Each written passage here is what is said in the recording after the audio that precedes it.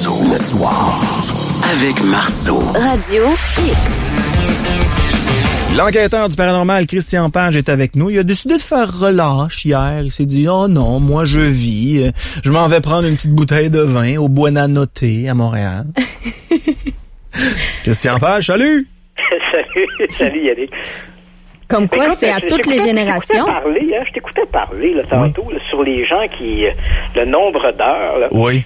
C'est amusant parce que moi, j'ai 50 ans. Oui. Ça me rappelle que quand... moi, là, je le dis pas par vantardise, là, mais c'est quand même quelque chose que je suis quand même fier. Quand je suis... tu sais, j'ai travaillé énormément quand j'étais jeune. Mm-hmm. Je travaille encore beaucoup, mais je me rappelle quand j'étais étudiant à l'université, je travaillais dans un bar, j'étais barman, je travaillais les jeudis, vendredis, samedis, dimanche soir, puis le restant du temps, j'allais à l'université. Et toi, tu as travaillé au Cosmos, je crois? Oui. Puis écoute, quand je suis sorti de l'université, je devais pas un sou.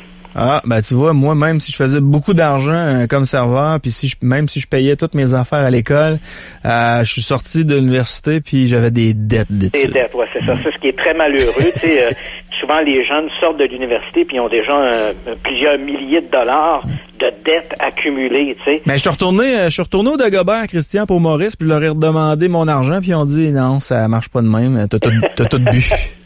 Ouais, c'est ça. Mais bref, je te comprends parce que c'est ça, moi aussi. Écoute, on comptait pas les heures, on travaillait. Ouais.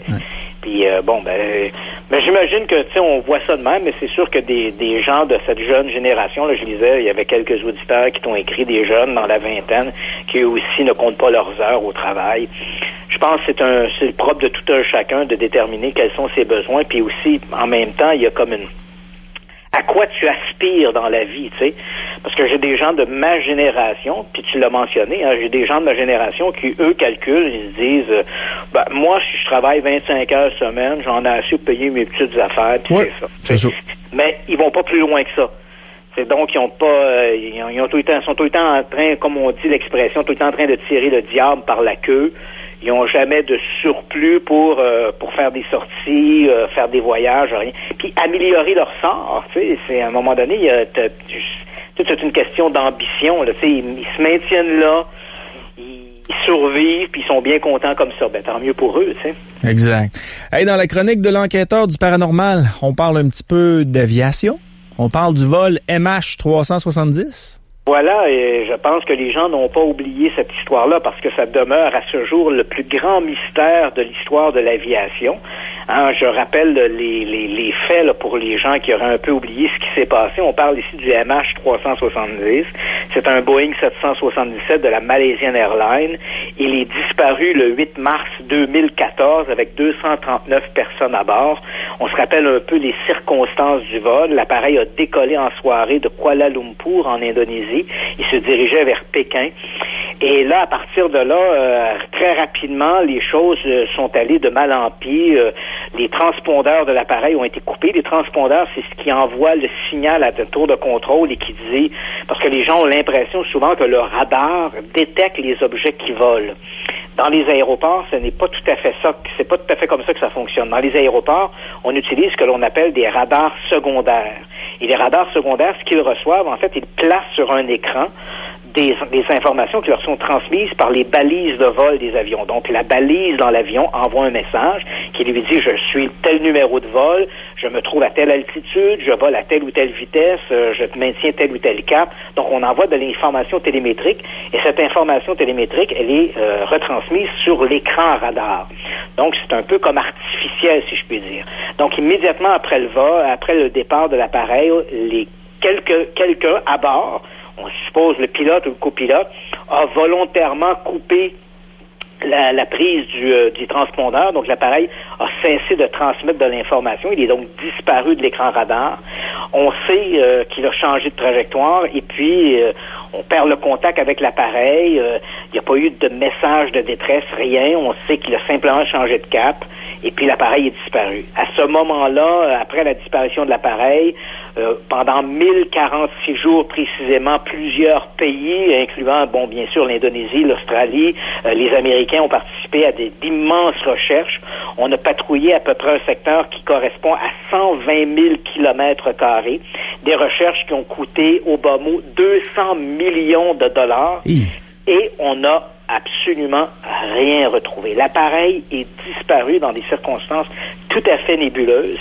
Et il a fallu attendre l'été 2015 pour que des premiers débris métalliques soient retrouvés sur l'île de la Réunion et sur la côte orientale de l'Afrique, là, au Mozambique, entre autres. On a trouvé des petits débris métalliques, dont un volet, entre autres, à l'île de la Réunion, qu'on a pu identifier comme étant des débris de l'appareil, qui vient confirmer l'hypothèse que l'avion s'est probablement ou très certainement crashé quelque part dans l'océan Indien.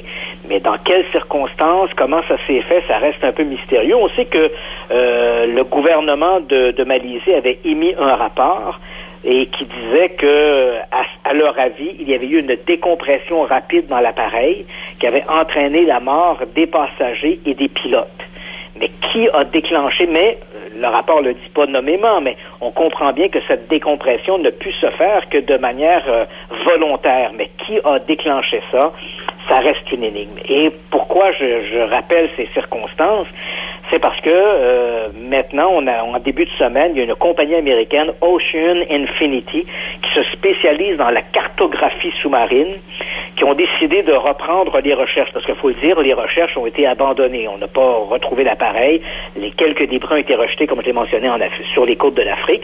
Et les recherches ont été abandonnées depuis maintenant plus d'une année. Alors là, Ocean Infinity, qui se spécialise dans la cartographie sous-marine, ont annoncé que eux allaient reprendre les recherches. Ils ont à peu près une fenêtre là pour les conditions météo, tout ça. Ils ont une fenêtre à peu près de 90 jours, dont à peu près 3 mois pour mener leurs recherches. Ils ont l'entente qu'ils ont avec le gouvernement malaisien, parce que le gouvernement malaisien propose ou offre, si je puis dire, 50 millions de dollars à qui va retrouver l'appareil ou les boîtes noires. Donc, évidemment, Ocean Infinity espère pouvoir mettre la main sur ce montant. Mais l'entente est pas de résultat, pas d'argent. Okay. Donc, le gouvernement malaisien ne déboursera pas un sou si éventuellement on n'a pas de résultat. Et ce que eux comptent faire, l'équipe de Ocean Infinity, et là c'est assez étonnant parce qu'on a appris ça dans le communiqué de presse en début de semaine, déjà en mars 2014, donc quand l'avion est disparu, il y aurait eu apparemment une photographie qui aurait été prise par un satellite français qui montrait dans un secteur beaucoup plus au nord que là où les recherches ont été menées principalement par l'Australie, donc dans un secteur plus au nord, on aurait une photographie satellite qui montrait quelques 70 débris flottants, et parmi ces débris, plusieurs d'entre eux avaient des formes qui laissent croire à des débris qui auraient été fabriqués de main d'homme. Donc pas simplement des objets comme ça flottants, et vraiment comme des objets usinés. Et cette photographie donc a été étudiée notamment l'an dernier par l'Organisation de recherche scientifiques et industriels du Commonwealth et qui ont publié leur rapport disant que, à leur avis, le secteur où l'appareil s'était écrasé était probablement plus au nord que l'endroit où les recherches menées, là, comme je l'ai mentionné, là, immédiatement après la disparition de l'appareil, où les recherches ont été menées. Donc, Ocean Infinity va reprendre ces recherches-là. Ils ont déjà envoyé, au moment où on se parle, il y a déjà sur place 8 bateaux sans pilote et 8 mini-robots sous-marins qui vont entreprendre de patrouiller ce secteur-là, et on espère dans les prochains jours, les prochaines semaines, retrouver ou des débris sous-marins de l'appareil ou les fameuses boîtes noires qui pourraient peut-être donner un éclairage nouveau à comme je l'ai mentionné, ce qui est considéré comme à ce jour le plus grand mystère de l'aviation. C'est impressionnant, puis c'est un peu macabre ce que je vais te dire, mais quand on lit certains livres sur des enquêtes policières qui ont été faites, on mentionne souvent que cacher le corps d'un être humain puis dans l'espoir qu'il ne soit jamais découvert, c'est extrêmement difficile. Là, c'est un avion qui est disparu, en l'occurrence un Boeing. Il y avait presque 240 personnes qui étaient à bord.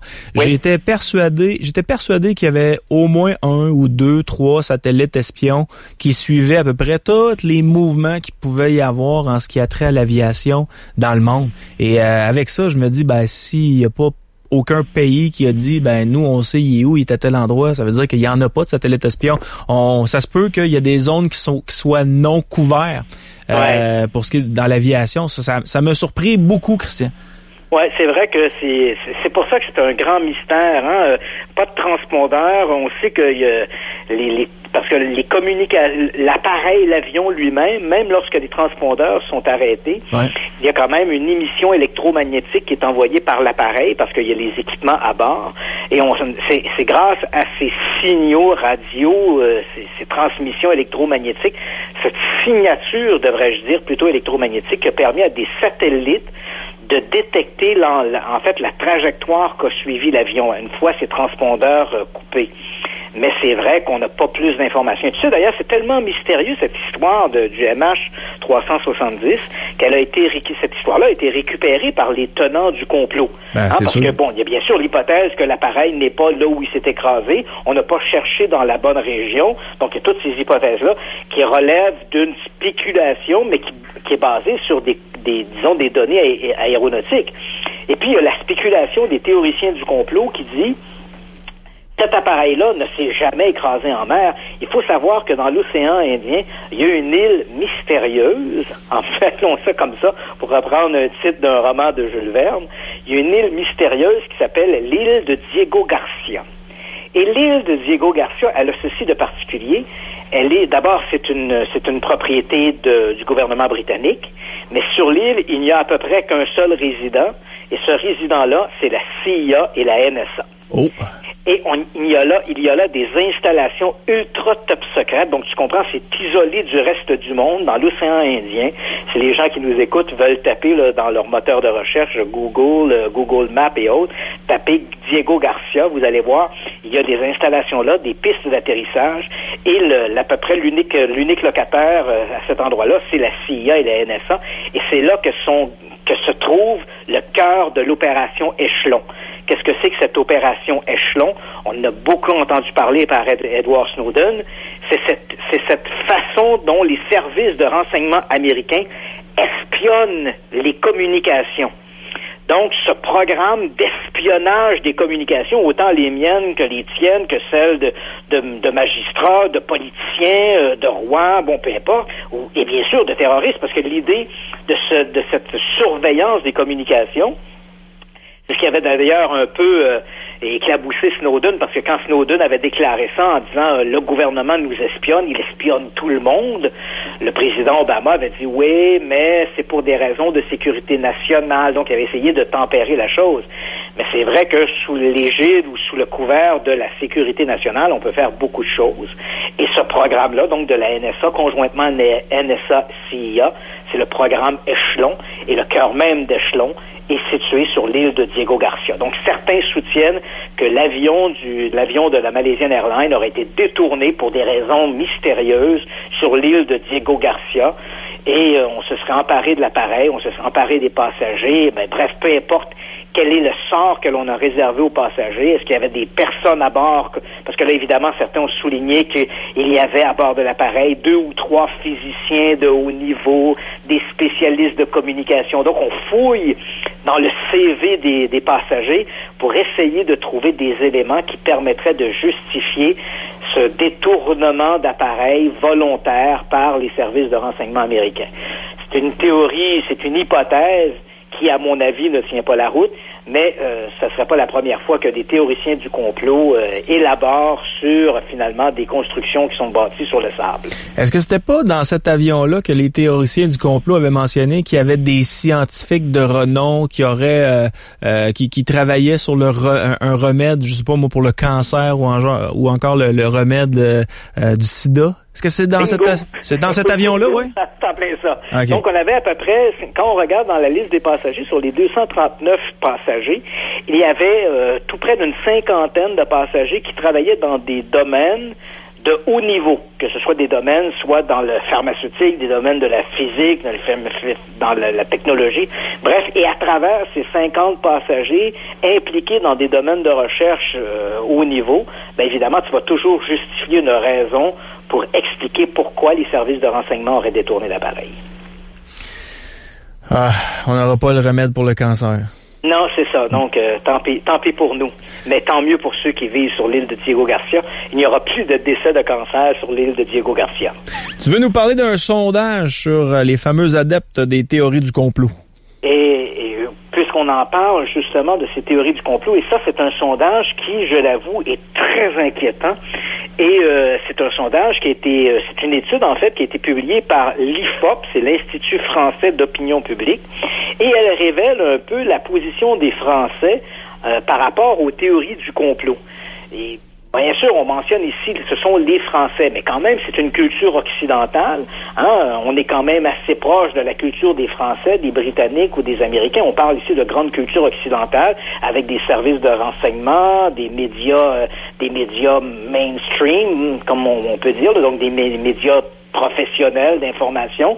Et pourtant, je pense que la position des Français doit quand même ressembler un peu à ce qu'on peut retrouver autant au Canada, aux États-Unis qu'en Angleterre. Et là, ce que révèle cette étude, c'est que 79% des Français adhèrent à au moins une théorie du complot.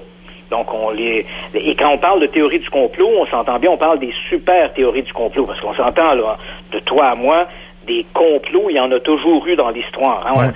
Même dans la Rome antique, on a comploté pour assassiner Jules César. T'sais. Donc, des complots, il y en a toujours eu. Mais quand on parle des super théories du complot, bien évidemment, on parle le World Trade Center, les chemtrails, nous ne sommes pas allés sur la Lune. Les compagnies pharmaceutiques connaissent le médicament contre le cancer, mais ne nous l'utilisent pas. Les vaccins donnent l'autisme. Donc, on comprend, ce sont ces grandes théories du complot qu'on retrouve sur certains médias sociaux. Et donc, 79% des Français adhèrent à au moins une de ces théories du complot.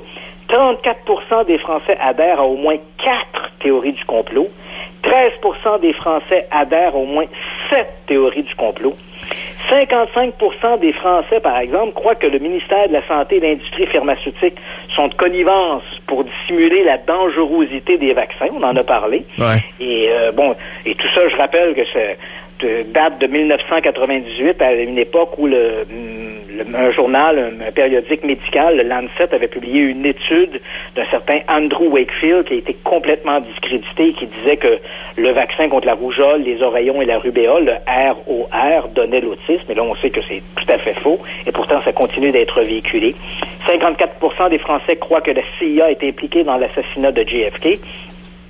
19% des Français croient que les autorités cachent des choses sur les terrorismes et Al-Qaïda et la manipulation des médias. 32% des Français croient que le sida a été créé en laboratoire et testé sur des populations noires en Afrique avant qu'il se répande à travers le monde. 20% des Français croient en la réalité des chemtrails. 16% croient que les Américains sont jamais allés sur la Lune. Et 9% croient que la Terre est plate. Christian, je veux pas te vieillir, là, mais tu sais, Christian, au début des années 1900, quand t'étais là, ouais. Est-ce que les théories du complot étaient aussi répandues? Est-ce qu'il y avait autant de gens qui croyaient aux théories du complot au début des années 1900, là? Non. Qu'est-ce qui fait en sorte que dans les dernières années, il y a eu une montée de ça? C'est justement là la grande préoccupation. Cette préoccupation-là, elle est tout à fait justifiée, parce que quand tu dis, écoute, cette montée de l'irrationalisme dans le pays de Descartes, on devrait s'attendre à une pensée beaucoup plus critique. Or, on voit que ce n'est pas le cas. Ce que révèlent également ces statistiques, ces données, c'est que la moitié des gens, dans les sondés, la moitié des gens qui croient aux théories du complot sont des jeunes âgés entre 18 et 35 ans.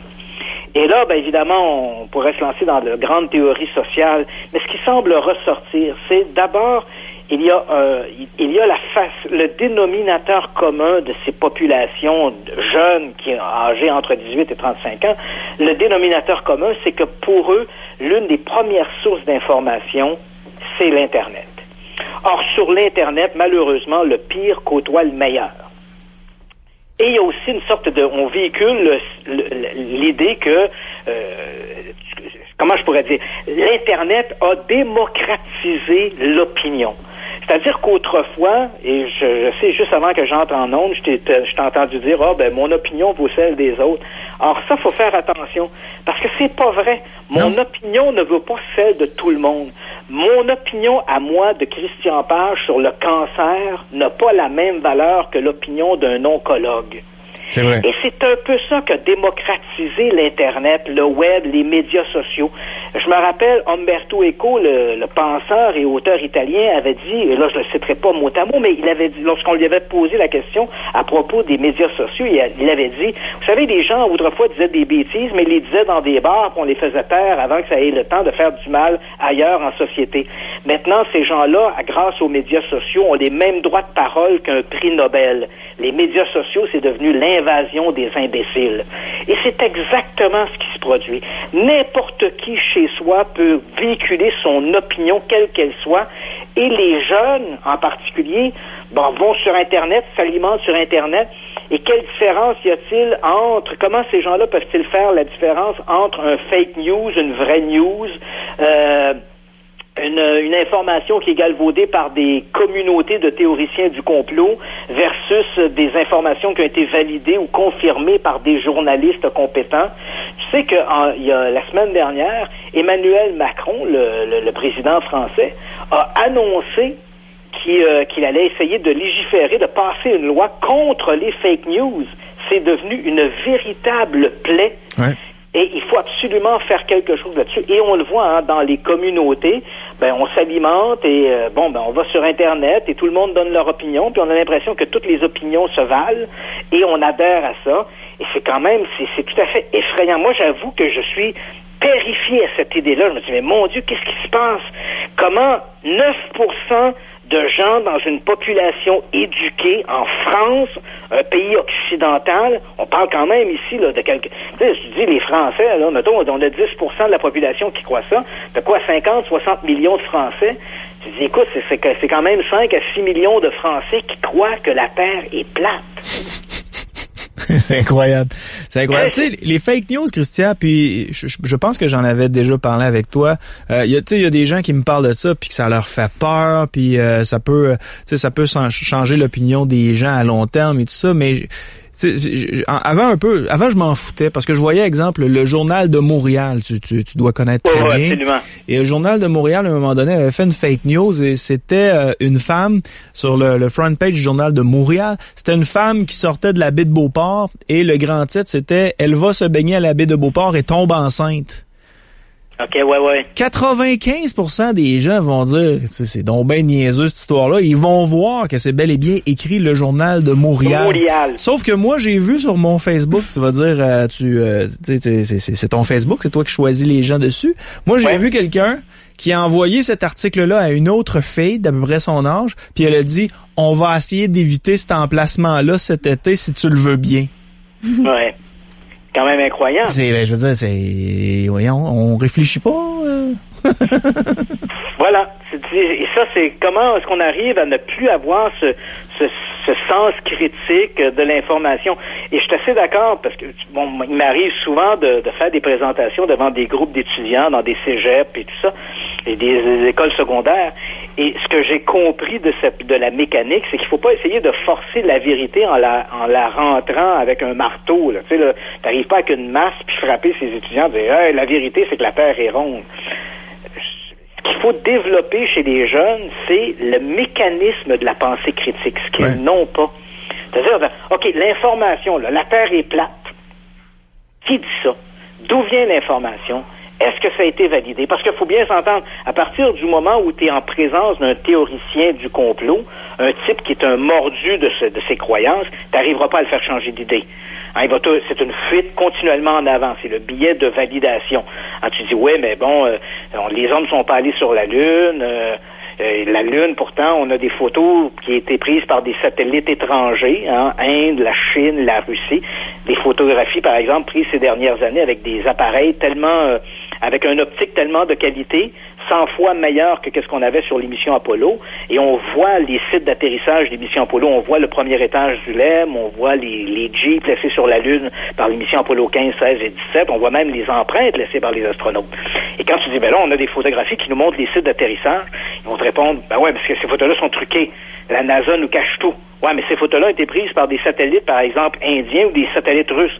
Les Russes font partie du complot aussi. Tu comprends? Donc, t'arriveras jamais à arriver à ton point, là, tu sais. Mais même si on retournait sur la Lune pour montrer les sites d'atterrissage, qui sera sûrement fait, là, parce qu'on compte envoyer des hommes sur la Lune avant 2025 maintenant, probablement que ces astronautes auront pour mission, à un moment donné, d'aller visiter les anciens sites d'atterrissage. Quand on verra les objets laissés sur la Lune, t'es sûr que les théoriciens du complot diront c'est un trucage. On a placé ces objets-là sur place pour nous faire croire que dans les années 60, les Américains y sont allés. Donc, tu n'arriveras jamais à avoir raison avec un théoricien du complot. C'est toujours la fuite en avant. Mais je pense que les jeunes dans les écoles, cégep, secondaires, je pense que les jeunes, on peut les amener à penser à la réflexion de comment on développe la pensée critique et en particulier, comment on peut être critique devant l'information véhiculée à la fois dans les médias conventionnels, mais aussi sur les médias sociaux. Et ça, il y a très peu d'éducation qui se fait dans ce sens-là. Il ne faut pas s'étonner de voir cette montée de l'irrationnel, de la bêtise et de l'ignorance. Exact. Ah, quelle histoire. Est-ce qu'on va s'en sortir à un moment donné avec ces fameuses théories du complot? Est-ce qu'un jour, il va y en avoir de moins en moins de gens? Je ne crois pas. Non. Hein. Les théories du complot, elles ont plusieurs mécanismes. Hein? Ouais. Les théories du complot, on pourrait faire des émissions entières rien que là-dessus. La théorie du complot, il y a plusieurs éléments là-dedans qu'il faut d'abord retenir. Le premier élément, c'est que le type qui adhère à la théorie du complot, ça le valorise. C'est flatteur. Je ne fais pas partie des moutons. Moi, je connais une vérité que les autres ne connaissent pas. Je fais partie d'une élite. Je n'accepte pas les versions. On nous trompe. Les gens sont tous des moutons. Hein? Les gens qui croient, par exemple, que le World Trade Center, ce sont des avions lancés par Al-Qaïda, hein, qui avaient été détournés par Al-Qaïda. Non, ça, c'est la version que donnent les Américains. C'est la version officielle. Je ne crois pas à ça. 99% des gens sont manipulés. Moi, je fais partie de l'élite. Moi, je n'adhère pas à ça. Moi, je n'embarque pas là-dedans. Donc, c'est flatteur de croire qu'on fait partie d'un groupe élitiste qui est en dehors du groupe de moutons. Donc ça, c'est valorisant. Et en fait, c'est le même mécanisme qu'on retrouve dans les mouvements sectaires. Les gens qui adhèrent à des philosophies qui sont entretenues par des gourous se retrouvent exactement dans la même situation. Je fais partie du groupe X. Ouais. Par exemple, pour ne pas faire de tort à aucun groupe actuel, mentionnons par exemple l'ordre du Temple solaire, qu'on a beaucoup entendu parler. Pourquoi il y avait des gens éduqués là-dedans, mais pourquoi faisait-il partie d'une mascarade de ce type-là? Ben parce qu'en étant dans le giron de Dimambro et de Jourel, les leaders de l'organisation, ils avaient l'impression de bénéficier d'une information privilégiée. Je suis un privilégié, je sais des informations que les autres ne savent pas. On fait partie d'un petit groupe élitiste. C'est flatteur. Et on retrouve exactement la même pensée chez les théoriciens du complot. Et les théories du complot également, elles ont un autre avantage. Elles réussissent par un nivelage par le bas à expliquer tout. Si tu voudrais comprendre, si toi ou moi, on voudrait bien comprendre tous les tenants et aboutissants, par exemple, des attentats menés contre le World Trade Center, il faudrait dans un premier temps avoir des connaissances en politique internationale. Donc, de découvrir pourquoi Al-Qaïda est né, pourquoi un type comme Oussama Ben Laden, qui avait été un ami copain avec les Américains dans les années 70, a-t-il changé son... J'allais faire un mauvais jeu de mots en disant son fusil d'épaule, mais c'est quand même ce qui s'est passé. Il a retourné sa veste contre les Américains et devenir comme ça un groupement terroriste. Bon, pourquoi les Américains sont-ils devenus la cible de mouvements terroristes et en particulier des mouvements comme Al-Qaïda? Donc, il faudra avoir des connaissances en politique et en économie. Ensuite, il faudra avoir des connaissances en aéronautique pour savoir comment les appareils ont pu être détournés et menés contre leur cible. Ensuite, avoir des connaissances en ingénierie en bâtiment pour savoir pourquoi les tours se sont écroulées de telle ou de telle façon. Donc, il faudrait être omniscient, ce que l'on n'est pas. Alors, les théories du complot permettent d'expliquer tout ça simplement. Il n'y avait pas d'avion, ça a été explosé de l'intérieur, puis c'est les Américains qui ont mené ça pour pouvoir faire une guerre contre le Moyen-Orient puis s'emparer du pétrole. Alors, regarde ça comment c'est simple, toi. Mais donc, je trouve ça intéressant. Tu nous parlais de sectes, là, mais les gourous se basent là-dessus. C'est eux seuls qui détiennent la vérité, le monopole de la vertu, et il y a des adeptes qui ont l'impression d'être privilégiés, d'être autour de ces gourous-là. Et bien sûr, tu parles avec les adeptes de ces mouvements sectaires, tu les sens là, comme rayonnants parce qu'ils ont cette conviction de faire partie d'une élite, d'être une classe à part. Et moi, je rencontre, lorsque je donne des conférences, notamment sur les théories du complot, je peux déjà te dire, dans la salle, je les vois dès le début de la conférence. Ces gens-là on les voit tout de suite, ils sont entièrement, ils sont déjà là, ils sont imperméables à tout argument qui va contre leurs convictions. Donc, ils ont les bras croisés. La seule chose qu'ils attendent, c'est la fin de ta présentation pour pouvoir te défier. Et là, ben évidemment, c'est toujours les mêmes mécanismes, c'est la fuite en avant. Et eux, ils ressortent de la salle en se disant, moi, je fais partie de l'élite. Et si les gens qui étaient là, les 300 personnes qui étaient dans la salle, ben s'il y a des 300 personnes, il y a 295 personnes qui sont sorties de la salle en disant qu'ils étaient convaincus du discours de Christian Page, ben nous, on fait partie du 5% qui n'a pas avalé sa salade et on continue de croire aux théories du complot, on continue à croire à tout ça et on est convaincus qu'on fait partie d'un groupe élitiste. Faut jamais oublier qu'il y en a qui ont donné leur vie pour ça, parce qu'ils y croyaient, là. Oui, absolument. Et là, tu te dis, écoute, tu sais, même si tu le mets devant eux, tu les places devant l'élément qui montre que leur théorie ne peut pas tenir la route, ils sont complètement imperméables à ça. Tu sais, moi, je dis, bon, regarde, oublions un instant, là, à savoir, la tour, as-tu tombé à gauche, à droite, avion, pas avion, Al-Qaïda, pas Al-Qaïda. Posons-nous simplement cette question. Si les gens qui prétendent que l'attentat contre les tours du World Trade Center a été mené par les autorités américaines, le discours qui revient souvent, c'est « on a la preuve ». Voici, regardez cette vidéo-là, la preuve, c'est le mot, la preuve que la tour s'est écroulée de telle façon, ça ne peut être qu'une implosion, etc. Si ces gens-là ont la preuve, oublions la théorie du complot, si toi, tu as la preuve que ton voisin a assassiné sa femme, tu vas bien faire une plainte à la police? Oui, certainement. Tu vas bien le dénoncer quelque part? Oui. Tu as la preuve que ton voisin fait des gestes disgracieux sur ses enfants, tu vas le dénoncer? Alors, comment se fait-il que 15 ans après les attentats du World Trade Center, 15 ans à se faire savonner les oreilles en se disant que ces gens-là ont la preuve que le gouvernement américain a volontairement tué 3000 personnes, aucun d'entre eux n'a jamais déposé une seule plainte devant le département de la justice.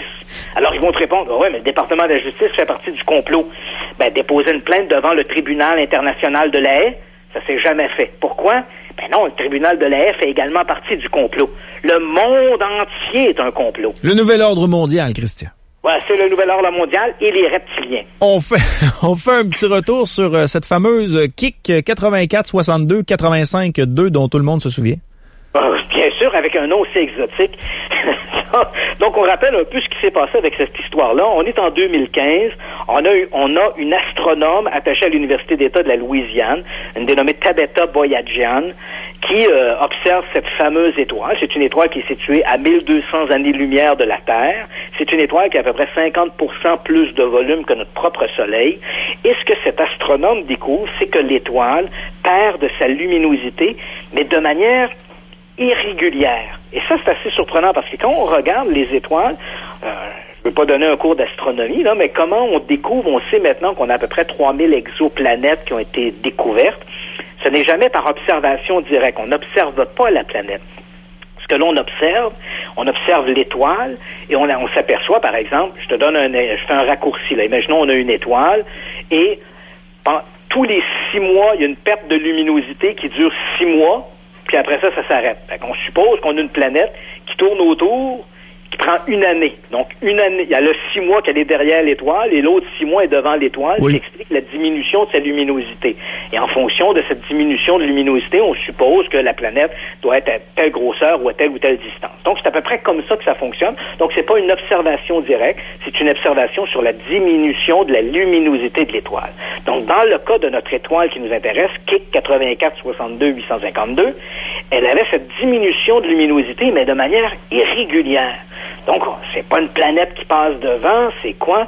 Donc, la scientifique de l'époque, celle qui a fait cette découverte-là, Mme Tabetha Boyadjian, a dit, écoutez, il pourrait s'agir de débris de poussière qui tournent autour de l'étoile ou des fragments de planétoïdes qui gravitent autour, un peu comme les anneaux de Saturne qui sont composés de roches. Tu sais. Donc, c'est ça qui entraînerait, mais ces nuages-là seraient irréguliers et entraîneraient cette diminution d'étoiles. C'était une hypothèse qui était valable, mais c'était une hypothèse qui n'était pas très exotique et pas enchanteresse. Et voilà qu'il y a un autre astronome, Jason Wright, un astronome de l'Université de la Pennsylvanie, qui émet une autre hypothèse. C'est une hypothèse parmi d'autres. Il dit, il pourrait aussi s'agir d'une mégastructure ou de mégastructures au pluriel d'origine artificielle. Donc, qui dit origine artificielle, dit des extraterrestres. Alors ça, évidemment, ça l'a frappé fort dans les médias. On s'est mis à fantasmer sur des espèces de planètes noires, comme on en voit dans Star Wars, là, donc des planètes habitées par des colonies d'humains. On s'est mis à imaginer des sphères de Dyson, c'est le nom que les scientifiques donnent en fonction c'est un scientifique dans les années 50 qui avait proposé l'idée de créer une espèce de structure artificielle qui emmagasinerait l'énergie du soleil pour la redistribuer à des communautés.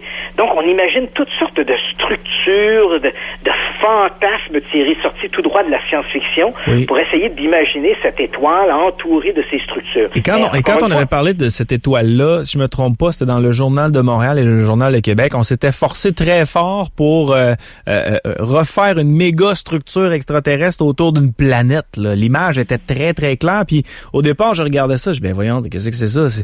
Il y a des gens qui vont croire que c'est vraiment une mégastructure, que c'est cette mégastructure-là qu'il y a là. Puis tu as tout à fait raison, et c'était très fort comme image, et on s'est mis à rêver autour de ça. Mais là, voilà qu'en début de semaine, il y a un article qui est publié dans un périodique scientifique, l'Astrophysical Journal Letters. C'est un article qui contient plus de 100 co-auteurs, dont à la fois, en fait, l'étude a été dirigée par le professeur Boyadjian, celle qui a découvert cette diminution, cette oscillation dans la luminosité de l'étoile. Donc, elle a dirigé l'équipe de recherche.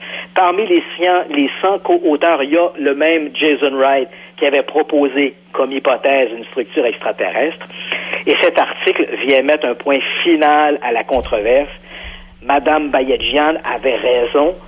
Qui tourne autour de l'étoile est sans aucun doute un nuage de poussière. Parce qu'en observant l'étoile en question avec différents spectres de lumière, on s'est aperçu que lorsqu'elle diminuait de luminosité, c'était seulement certaines longueurs d'onde de lumière qui diminuaient. Donc, la structure qui fait écran devant l'étoile n'est pas une structure opaque. Elle est donc semi-transparente, ce qui ne peut être qu'un nuage de poussière ou des cristaux qui se place devant l'étoile en circulant autour, en orbitant autour de l'étoile.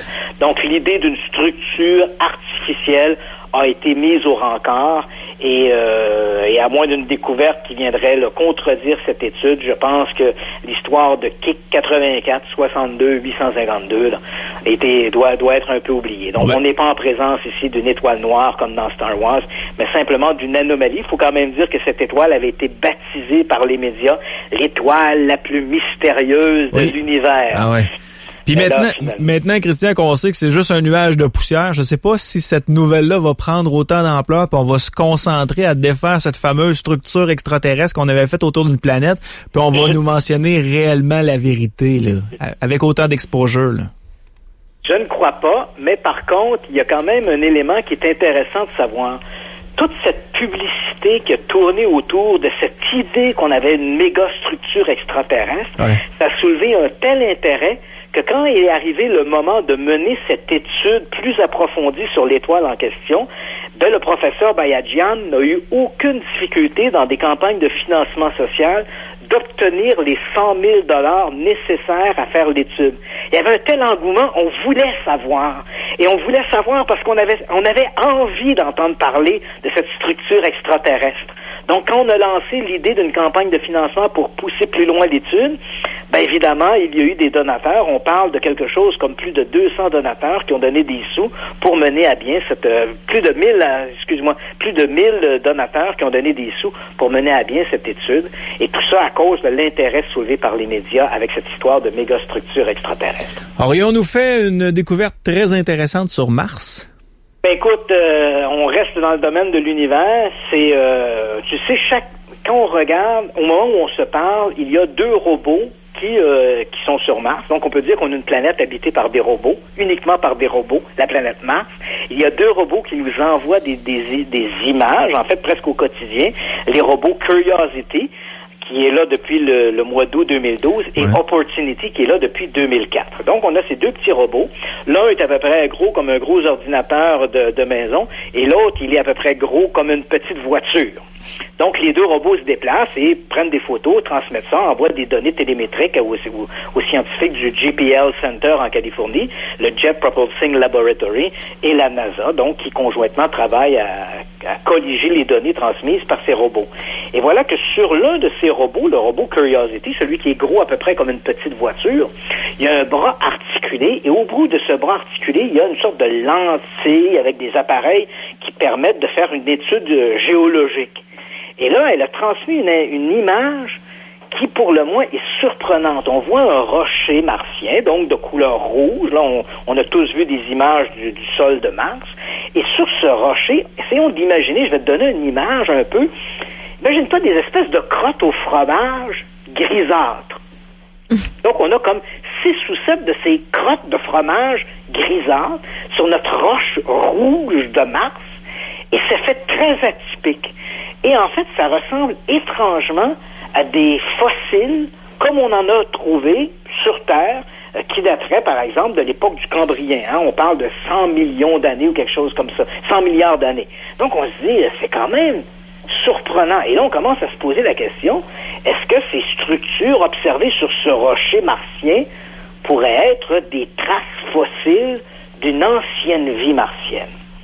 Et là, bien évidemment, les scientifiques se creusent la tête, mais c'est très sérieux, parce qu'on le sait, il y a des amateurs d'ovnis, d'extraterrestres qui regardent régulièrement des images transmises par les robots martiens, et souvent ils voient toutes sortes de structures. On a vu un Bouddha, une femme, un cercueil, toutes sortes d'objets, mais la NASA dit toujours, ces objets-là que les gens croient voir, ce sont des pareidolie. Un peu comme quand tu regardes un nuage, puis tu vois un visage dedans.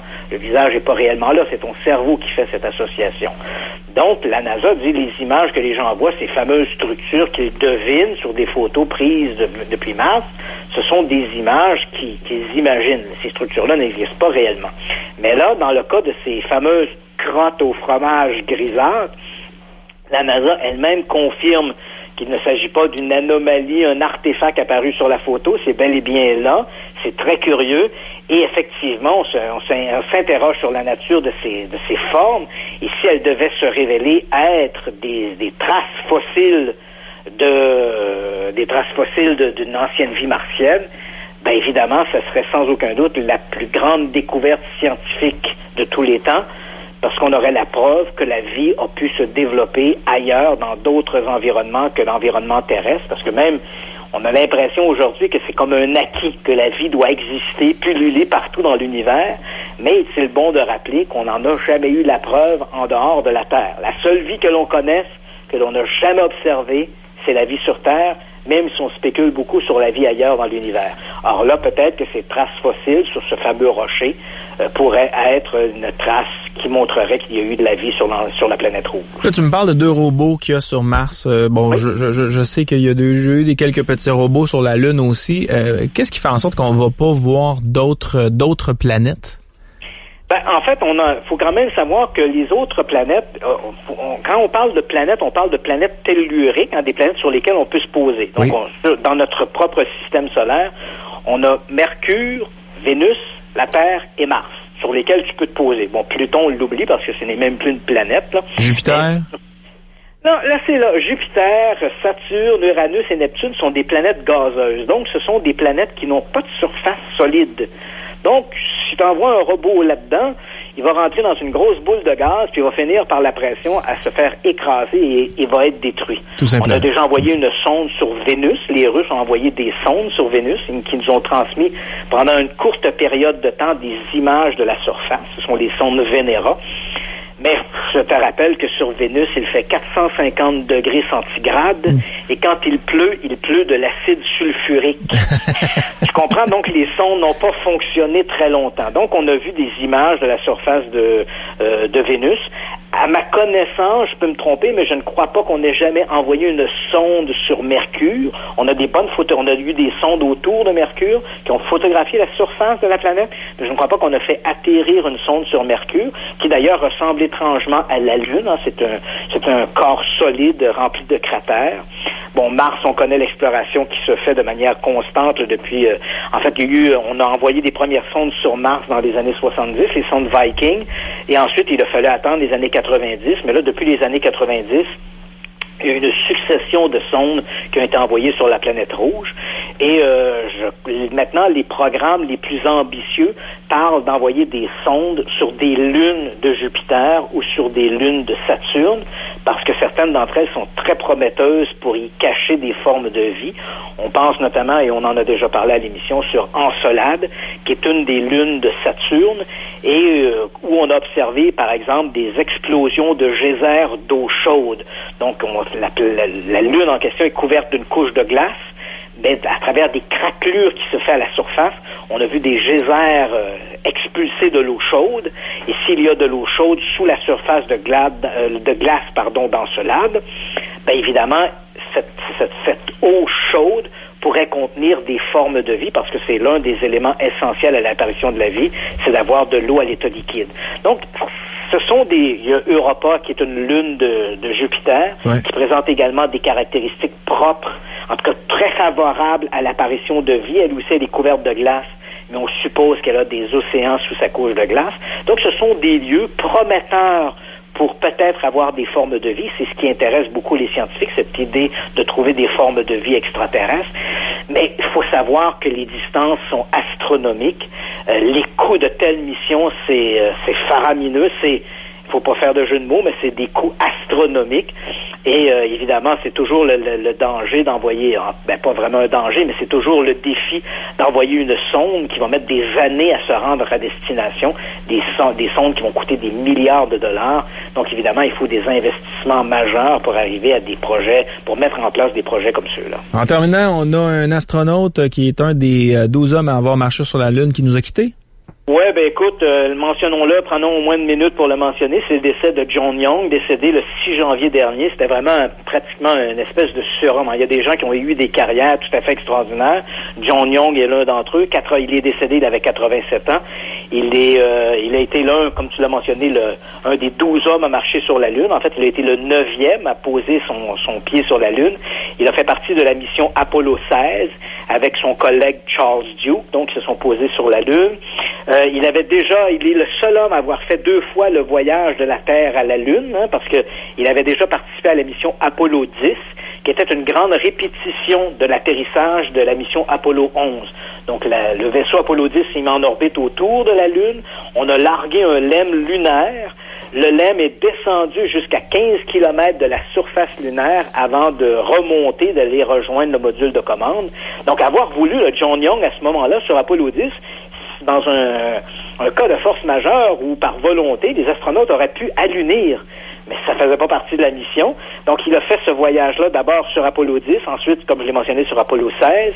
Il a été le premier pilote de la navette spatiale Columbia. Pour la seule fois où les trois réservoirs de carburant de la navette étaient peints en blanc. Je sais pas si tu te rappelles de ça. Non. Parce que les deux, quand on regarde les missions des navettes spatiales, on avait toujours ce gros réservoir de carburant orange au milieu et de chaque côté les propulseurs qui étaient peints en blanc. Il y a eu un seul vol de mission où le grand réservoir orange était peint en blanc, et c'était lors de la première mission. On était en avril 1981, et à ce moment-là, c'était la navette Columbia. Il n'y avait que 2 passagers à bord, John Young et son compagnon Robert Crippen. Donc, c'était le premier essai en orbite de la mission Columbia. Donc, il a piloté la navette Columbia, premier pilote de Columbia, marché sur la Lune, à mission Apollo 10. Il avait participé à 2 missions Gemini avant, donc des missions préparatoires, qui avaient 2 astronautes à bord. Donc, c'est vraiment un homme qui a eu une carrière extraordinaire, et avec son décès, ça réduit maintenant à 5 seulement le nombre d'hommes encore vivants qui ont marché sur la Lune. Est-ce que j'ai lu quelque part qu'on comptait renvoyer des gens sur la Lune dans les prochaines années, ou j'ai rêvé? Voilà, en fait, tu as tout tout à fait raison. La NASA compte envoyer des hommes sur la Lune au plus tard en 2025. Mais elle compte, disons, dans des délais plus raisonnables. Elle espère pouvoir envoyer des hommes sur la Lune aux alentours de l'an 2020. Donc, on parlerait là, d'à peu près 2 ans, peut-être 3 ans.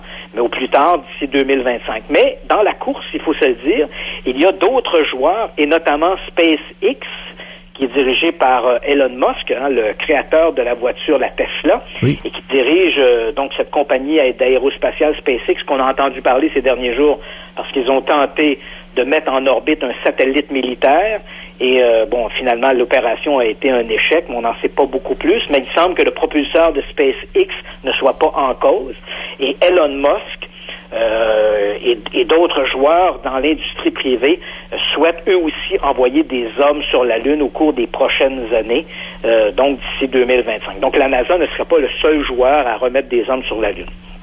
Moi, je me rappelle, j'avais assisté à un moment donné à un congrès d'aéronautique et l'un des invités était Buzz Aldrin, 2e homme à marcher sur la Lune lors de la mission Apollo 11. Et je me rappelle qu'en conférence, Buzz Aldrin avait dit, il parlait un peu de sa déception de voir le désintéressement qu'il y avait par rapport au programme spatial.